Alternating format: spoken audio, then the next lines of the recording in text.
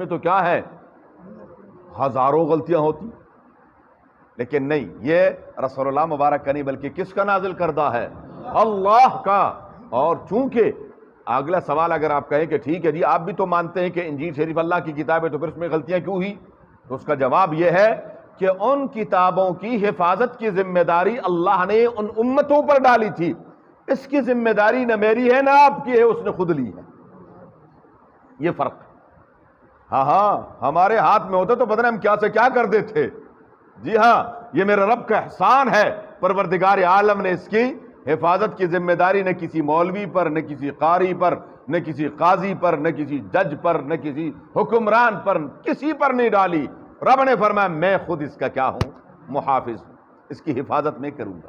یہ رب کی حفاظت ہے۔ جو معصوم بچے، وہ بچے جو اسکول میں نہیں چلتے، وہ آتے اور قرآن کریم کو اپنے سینے میں محفوظ کر لیتے۔